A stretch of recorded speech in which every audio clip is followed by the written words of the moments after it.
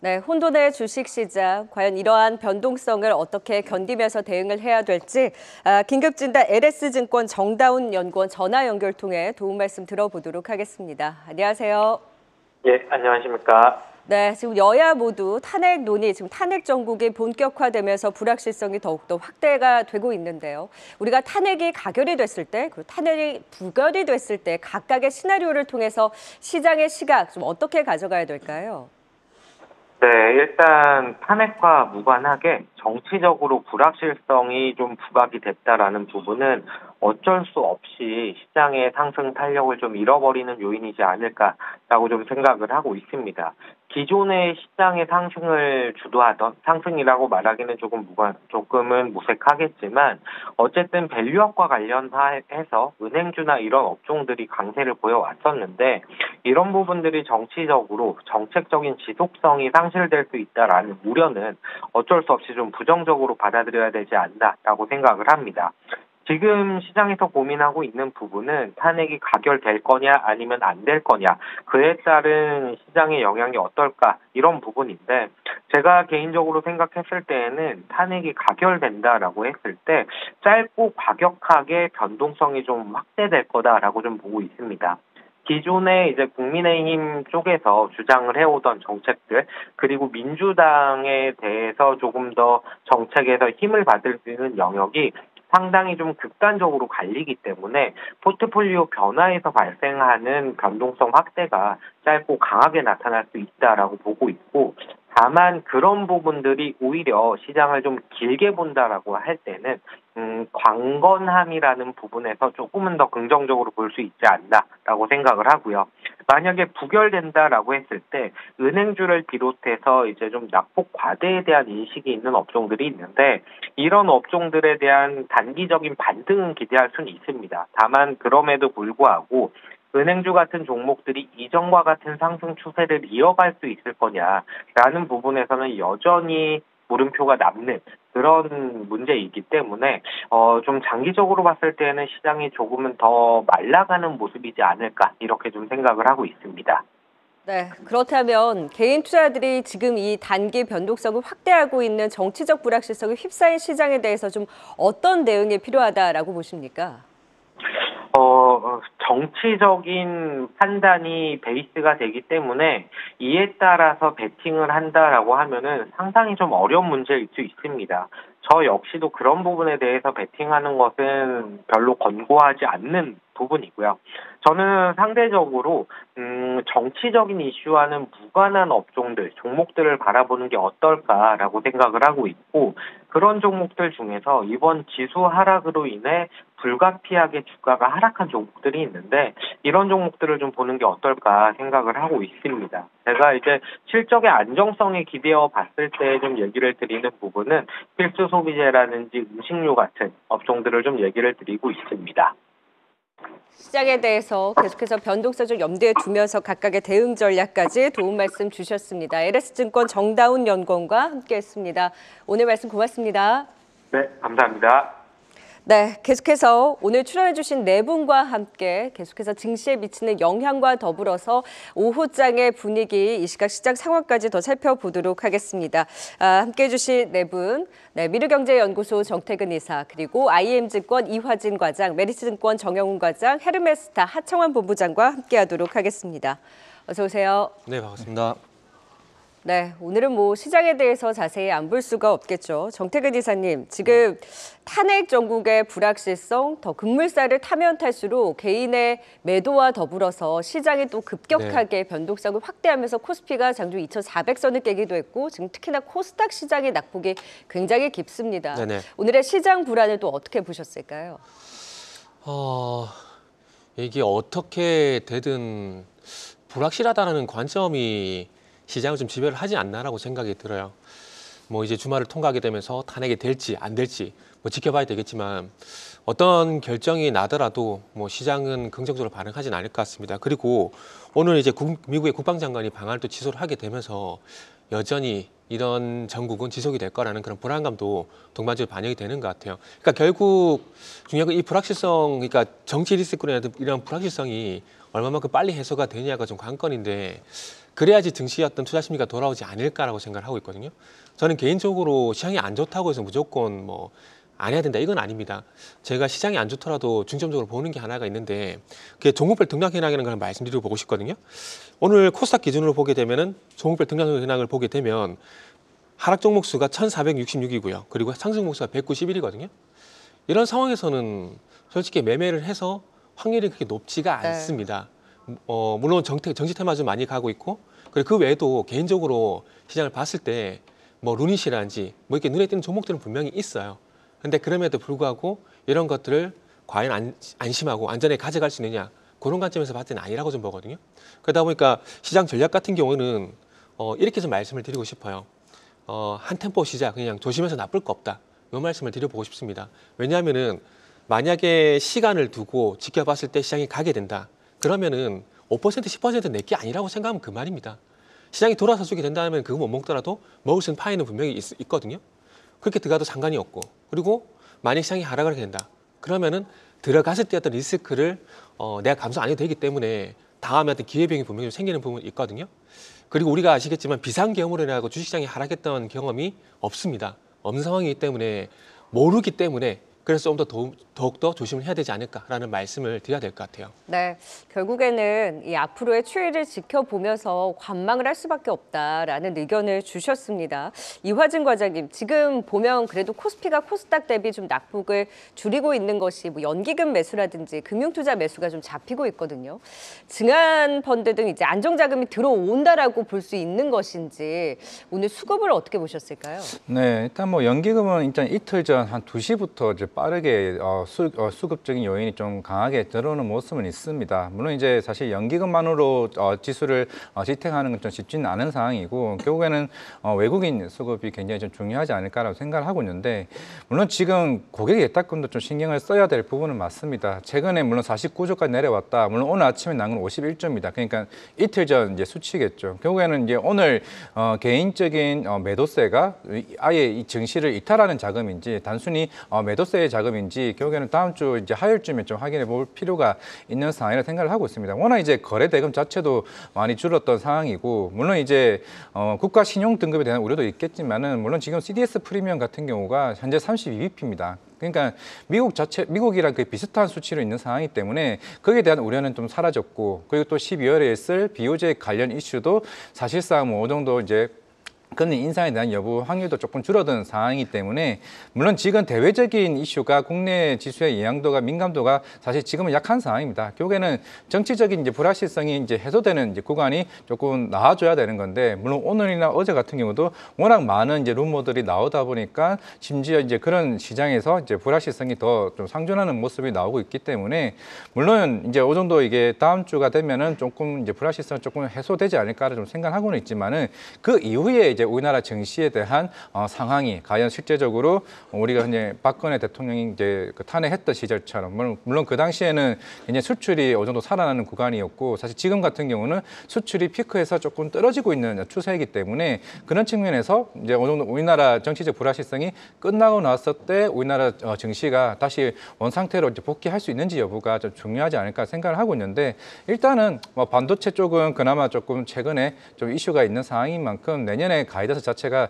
다시 스탠스가 바뀔 수 있다는 점을 감안했을 때 그 여기 이상의 좀 하방은 조금 그나마 좀 제한적이 아닐까 생각을 하고 있습니다. 네, 지금 자리에서의 더 큰 하방을 야기하기보다는 좀 지지를 하면서 과연 이 변동성에 어떻게 좀 잦아들 수 있을지 그리고 그 이후에 시장이 얼마나 되돌림을 주면서 제자리를 찾아가는지 여부를 좀 지켜볼 필요가 있다라는 의견을 주셨고요. 정영훈 과장이 보시기에는 일단은 아직까지 여진이 남아있다 보니까 지금 여기서 더 빠지는 거 아니야? 라고 하면서 리스크 관리를 염두에 두신 분들도 있으실 것 같거든요. 지금 그것이 좀 의미가 있을까요? 의미가 없지 않나 싶습니다. 이미 주식시장의 증시에 지금 반영은 된 상황이고 이제 시장 참여자 입장에서는 가장 이제 싫어하는 부분이 과연 불확실성이라고 할 수가 있겠습니다. 즉 주식이라고 하는 것은 이제 미래를 어떻게 보면 사는 것인데 미래가 어떻게 될지 모르다 보니까 이러한 불확실성 때문에 어떻게 보면 먼저 일단 팔고 보자라는 그러한 심리가 강하게 나오고 있는데 우리가 이제 증시의 이제 과거 역사를 돌아보면서 어느 정도 해답을 찾을 수 있지 않을까 싶습니다.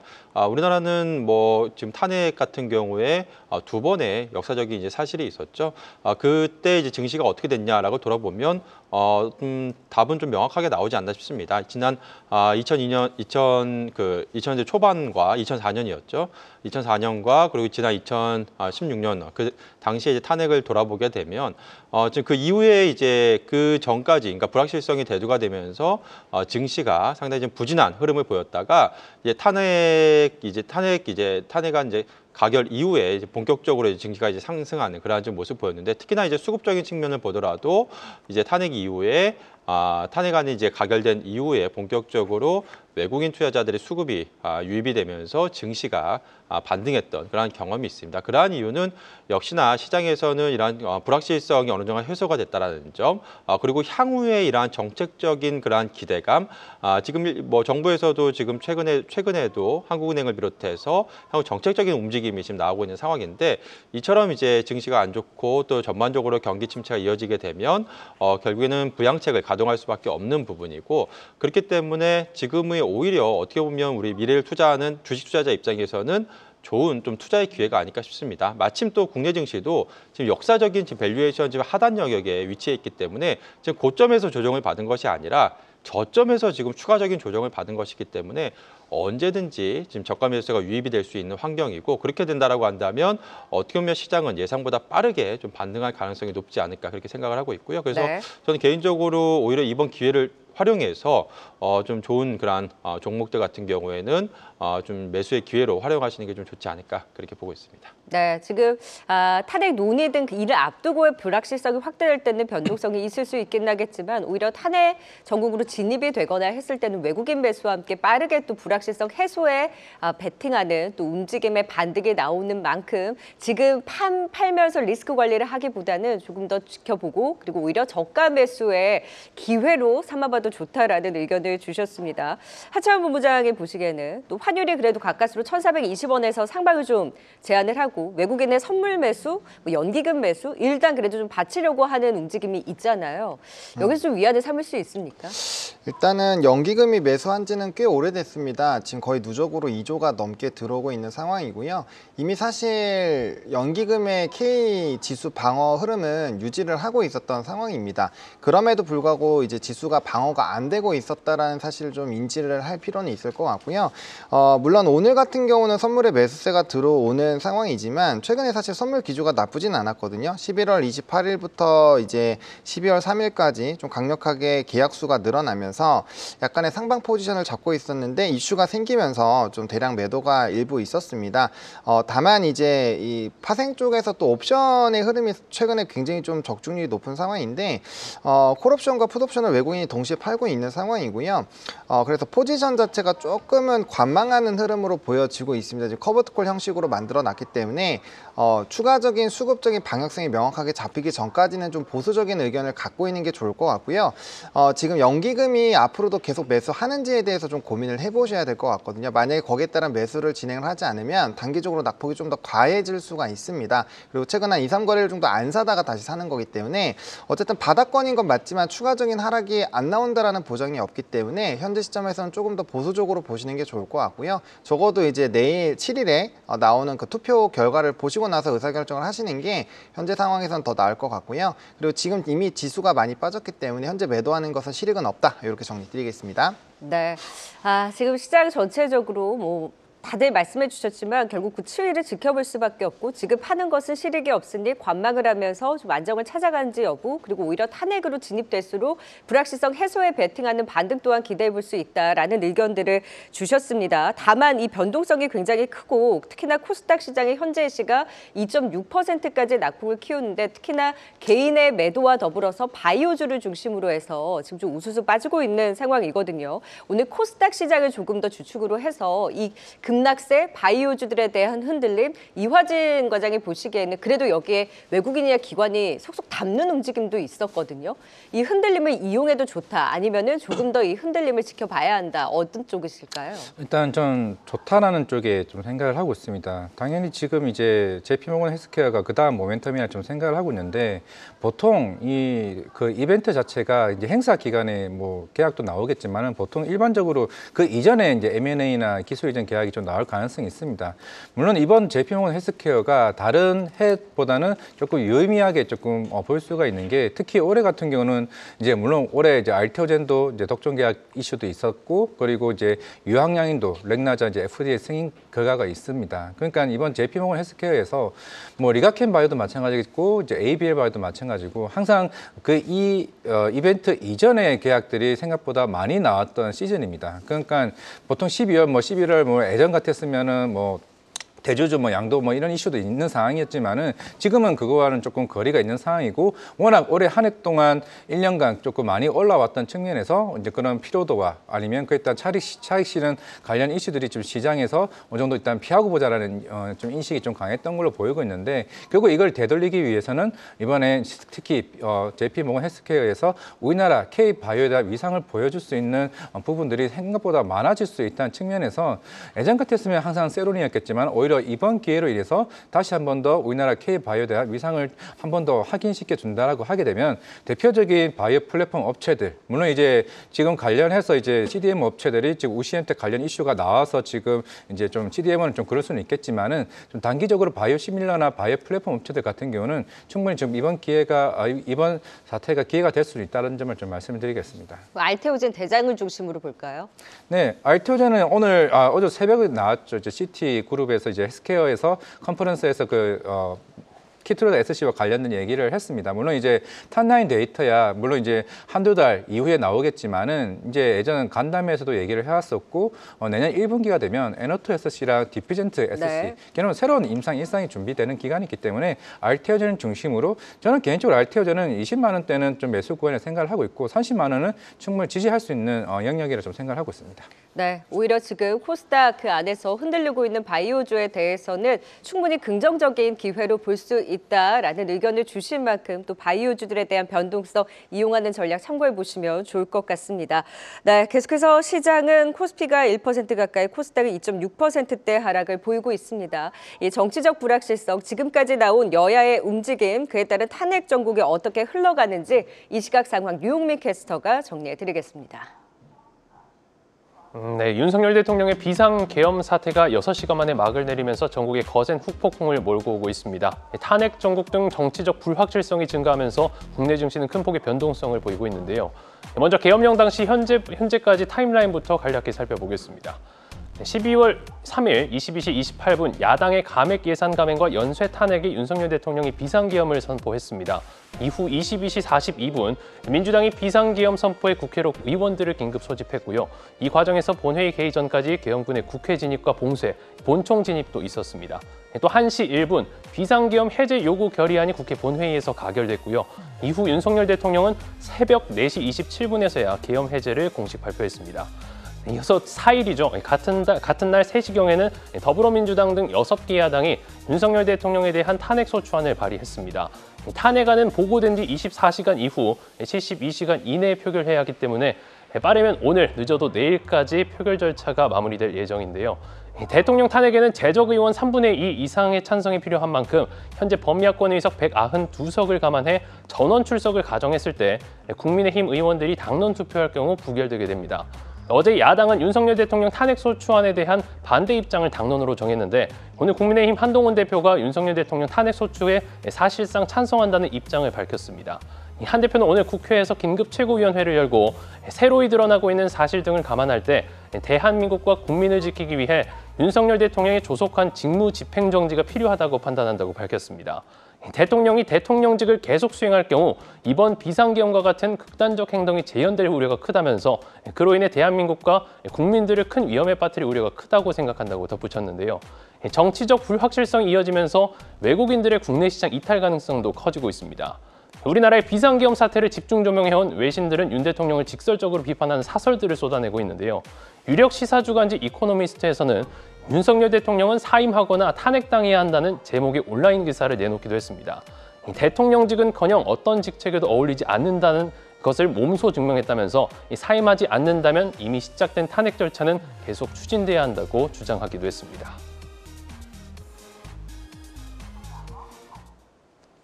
네, 이 시각 타임라인 순으로 해서 하나하나씩 움직임을 또 살펴봤습니다. 자, 그러다 보니 오늘 장은 대부분의 종목들이 다 하락을 하고 있고 정치, 정책 테마주 외에는 의미 없는 흐름이 나타나고 있습니다. 정영훈 과장님, 오늘 이 움직임이 사실 탄핵에 대한 얘기가 나오면 나올수록 더 변동성을 확대할 여지가 있잖아요. 네. 여기서 트레이딩을 하는 것이 유효할까요? 사실 뭐 주가가 굉장히 좀 많이 출렁이겠죠. 그렇기 때문에 뭐 어떻게 보면 그냥 안 본다라고도 볼 수는 없겠지만 사실 뭐 잘 아시겠지만 워낙에 주가 변동성이 확대될 여지가 크기 때문에 이 부분은 좀 주의를 하시면서 접근을 하시는 게 맞지 않을까 싶습니다. 그렇지만 과거에 항상 뭐 대선 때도 마찬가지고 과거 이제 탄핵 전국 때도 마찬가지였고 당시에 보게 되면 결국에는 이제 다음 대선 주자 쪽으로 이러한 정치인 테마주라든지 그러한 정책 테마주가 주가가 이제 급등하는 그러한 좀 현상을 좀 보였었는데, 근데 그렇게 특히나 이제 주목해야 될 부분은 근데 또 과거와는 조금 달리 이번 같은 경우에는 단순한 인맥이라든지 뭐 친인척 이러한 인맥 관련한 테마주보다는 결국에 정책 관련한 그러한 좀 테마주 쪽으로 좀 수급이 좀 몰릴 가능성이 높지 않을까 그렇게 좀 보여주고 있습니다. 그러한 이유가 이제 과거에는 그냥 어떻게 보면 좀 막연한 그런 좀 투자가 좀 대세였다라고 한다면 최근에는 워낙에 좀 뭐 텔레그램이라든지 뭐 유튜브라든지 워낙에 뭐 정보 채널이 많아지다 보니까 그런 단순한 이제 인적 관련한 그런 테마주들 같은 경우에는 굉장히 뭐 아주 짧은 단기 변동성에 좀 그치는 경우가 좀 많이 있는 상황이고요. 그렇지만 정책주 같은 경우에는 실질적으로 좀 변화가 이루어질 수 있다라는 점, 그러한 점에서 좀 중기적인 흐름으로 좀 갈 수 있다. 라고 볼 수가 있겠습니다. 저출생인가요? 그렇다면? 사실 뭐 저출생뿐만이 아니죠. 그러니까 뭐 민주당 쪽 그리고 또 이재명 대표 관련한 관련주 쪽으로 보자라고 한다면 뭐 다양한 뭐 그 관련주가 있겠죠. 뭐 남북 뭐 경협이라든지 그리고 기존에 이제 민주당의 그런 신재생 뭐 그런 관련한 이제 친환경 신재생 관련한 정책이라든지 뭐 다양한 그러한 좀 뭐 산업군들 섹터가 좀 있겠습니다만 또 반대편으로 또 국민의힘이라든지 또 뭐 한동훈 대표 쪽으로 뭐 본다라고 한다면 또 다른 또 그런 테마 영역이 있기 때문에 이러한 부분 좀 감안하시면 접근하실 때 특히나 뭐 여기서 제가 말씀드릴 수 있는 부분은 그렇다라고 한다면 과연 뭐 저출산 관련주를 사야 되냐 아니면 뭐 신재생 관련주를 사야 되냐 이 부분이 아니라 기존의 이제 그 종목들 기존의 이제 펀더멘탈이 괜찮은 그러한 기업들 가운데 추가적인 알파로서 이러한 정책적인 모멘텀이 붙을 수 있는 그런 좀 종목군들로 좀 주목을 해봐야 되지 않을까 그렇게 보고 있고요. 그래서 저는 개인적으로는 뭐 신재생 관련주들 같은 경우에는 최근에 뭐 수소라든지 뭐 풍력 이러한 관련주 같은 경우에는 최근에 뭐 주가가 좀 지지부진한 그런 좀 흐름 보이는 모습을 보이는 그런 종목들이 많이 있는데 그 중에서도 펀더멘털이 괜찮은 종목들 같은 경우에는 좀 관심 있게 좀 봐도 좋지 않을까 그렇게 보고 있습니다. 네, 정치 인물 테마 관련해서는 워낙 이제 단기 변동성에 그치는 경우가 많다 보니 좀 정책적으로 테마를 가져가는 쪽, 특히나 지금 많이 빠져 있고 조금씩 자리를 잡아가고 있는 신재생 쪽에서는 이 플러스 알파로 이런 정치적인 이슈를 같이 가져갈 수 있는 만큼 따로 뭐 정책 테마로 보기보다는 조금 더 플러스 알파로 가져가는 쪽의 신재생의 확산까지도 지켜보도록 하겠습니다. 자, 이런 가운데 오늘 장중에 고려아연이 현대차의 시총까지 제끼다가 장중에 또 하방 VR가 발동되면서 다시 시총 6위로 또 밀려나는 모습으로 극심한 변동성을 보이고 있는 상황입니다. 저는 사실 고려아연의 움직임도 거의 뭐 시장이 불안하다 보니까 테마격에 이제 수급 쏠림으로 급등이 나왔다가 장중에 이런 변동성을 키우고 있잖아요. 일단 직관적으로 현대차의 시총을 제쳤었다라는 것 자체가 이 지금 시장의 분위기를 말해주고 있지 않나라는 생각도 드는데 고려아연의 오늘의 움직임 어떻게 해석하셨을까요? 뭐 사실 비이상적인 움직임이죠. 펀더와는 전혀 상관없이 말씀 잘 해주신 것처럼 수급적인 부분에 영향을 크게 받은 것 같습니다. 단기적으로 모멘텀이 있는 상황에서 이제 임시주총이 있고 거기에서 계속적인 표 대결을 해야 되다 보니까 이제 막판에서 이런 수급 쏠림이 상당히 좀 강하게 나타났다라고 보시면 보시면 될 것 같고요. 또 이제 지속적으로 시장의 기조가 좀 어려웠습니다. 그러다 보니까 좀 테마성 위주로의 좀 강세 흐름이 나타나고 있는 상황이고요. 또 오늘 대명 소노 시즌에서도 이제 관련된 또 비슷한 경영권 분쟁 이슈가 나오면서 또 급등이 나왔거든요. 그래서 사실상 최근에 시장에서는 경영권 분쟁을 해야 진정한 밸류업이 되는 거 아니냐 이런 뭐 얘기가 돌 만큼 사실 좀 관심도가 높아지고 있다라고 보시면 될 것 같습니다. 근데 뭐 너무 많이 올랐기 때문에 뭐 거기에 따른 차익은 사실 언제든지 나올 수 있는 상황이고요. 또 투자 주의라든지 경고 이런 것들을 받게 되면 단기 미수나 뭐 신용에 대한 물량들도 많이 좀 제한이 되기 때문에 그런 부분에서의 좀 차익 매물들도 충분히 나왔다라는 점. 그리고 이제 다음 거래일의 표로 통해서 어쨌든 정책적인 이슈가 결과가 나오게 됐을 때 분명 변동성이 굉장히 강해질 수밖에 없거든요. 그러면 이제 대형주 단 또 밸류는 괜찮은데 상대적으로 눌려 있었던 그런 산업군들을 대거 수급이 쏠릴 수가 있고, 그러면 테마성 이슈로 올라갔었던 종목군들은 상당히 많은 차익이 나올 수 있기 때문에 뭐 그런 부분에서의 선제적인 대응 흐름으로 보시는 게 맞지 않을까 이렇게 생각을 하고 있습니다. 네, 극심한 변동성은 유의할 필요가 있다. 좀 테마성의 수급 쏠림으로 하나의 현상을 좀 이해하자라는 의견으로 고려 아연까지 살펴봤습니다.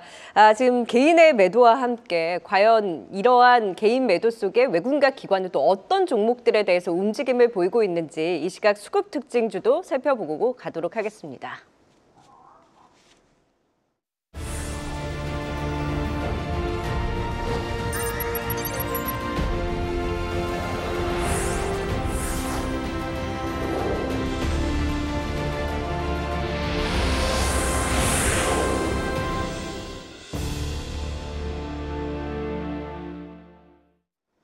네, 오늘 개인들의 패닉셀을 외국인과 기관이 받아주면서 외국인은 장중 순매수 전환하는 모습도 보였습니다만 오후 들어서는 다시 매도 전환한 후 매도폭을 늘리고 있습니다. 하지만 기관은 5천억 가까이 매수세를 높이고 있는데요. 엇갈리는 수급 속 오전장 코스피에서 외국인과 기관이 매수한 종목들 살펴보겠습니다. 오늘 양조채는 삼성전자와 네이버를 순매수하는 중에 외국인은 방산 그리고 기관은 금융지주를 매수하고 있다는 점이 특징적입니다. 계엄 사태 이후 대표적인 하락 섹터 두 섹터의 양주체에 매수가 들어오고 있는 건데요.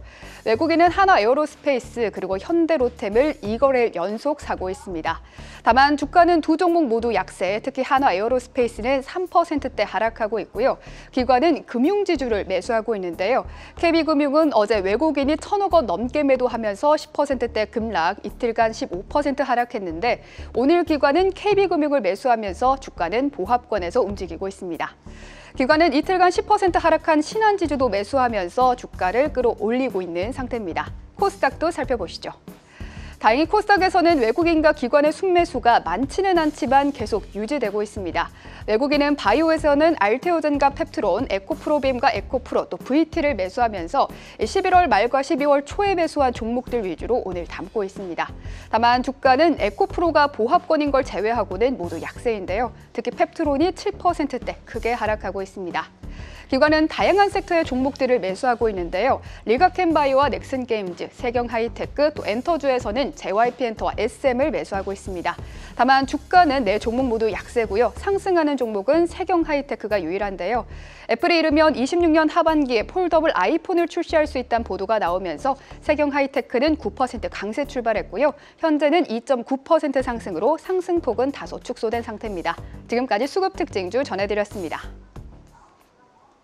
네, 자 오늘 수급 안에서 그래도 소폭이나마 외국인의 매수가 들어가고 있는 삼성전자가 좀 버텨내주고 있죠. 개인이 팔 때 그래도 좀 받쳐내는 매수라고 하기보다는 매수되어지는 이런 움직임. 그 삼성전자의 오늘 빨간불과 수급을 좀 긍정적으로 보셨을까요, 정태근 이사님? 죄송하지만 아직까지는 조금 더 확인을 필요할 것 같아요. 어찌 보면 상당히 보수적으로 계속 말씀을 좀 드리고 있는데 일단은 우리가 이 정치 리스크, 그러니까 비상기업 이전의 시장을 한번 보자고요. 봤을 때 그렇게 녹록한 상황은 아니었던 것들을 감안해 보게 된다면은 이게 있든 없든지 간에 시장 분위기가 안 좋았다는 걸 인정을 해야 됩니다. 그렇기 때문에 일단은 좀 더 지켜보자는 말씀 좀 드리고 싶고, 일단 어쨌든 시장 대비 강한 부분들은 뭐 정부 HBM 관련돼 가지고 진화 발언이라든지 그리고 또 또 어제 같은 경우 조직 개편 얘기가 나왔거든요. 그래서 아마 그런 것들이 좀 이슈로 반영되는 것 같아요. 추측상. 그런데 이제 가장 큰 원인은 아마 외국인 수급이지 않을까 생각이 들어요. 결국 삼성전자는 외국인 수급을 어떤 이유든지 간에 외국인 수급을 안 볼 수는 없는 상황이거든요. 근데 오늘 지금 장중이긴 하지만은 소폭이나마 매수가 잡히고 있거든요. 그렇다면은 결론적으로 삼성전자 같은 경우는 오늘 외국인의 어떤 매도가 소폭 매수가 잡히고 있긴 하지만 그럼에도 불구하고 매도가 좀 완화가 되게 되면서 좀 추가 하락이 좀 제한되고 있다라고 봐야 되지 않을까 생각이 듭니다. 그리고 또 보종을 말씀드릴 수밖에 없는 부분들이 그리고 주말을 좀 통과하게 되면서 미 기술주란지 필반 지수란지 이런 것들이 어떤 흐름들이 어떻게 나온지를 보고 그리고 또 종합적으로 판단을 해야 되지 않을까라고 좀 말씀드려야 될 것 같습니다. 네, 아직까지는 수급에 대한 연속성 조금 더 확인이 필요하다. 다만 뭐 중간 펀드라든지 여러 가지 시장 안정을 위한 자금들이 좀 대기를 하고 있고 그리고 이렇게 좀 흔들릴 때 시총 상위주 중심으로 좀 지지해 주는지 여부를 또 수급으로 연속성으로 또 확인할 필요가 있을 것 같습니다. 네, 네 분과 함께 오후장 시장 불확실성에 대한 긴급 진단 들어봤습니다. 말씀 고맙습니다. 네, 감사합니다. 계속해서 다양한 경제 이슈를 알고 싶다면 구독과 좋아요, 알림 설정 부탁드립니다. AI 캐스터 권미정이었습니다.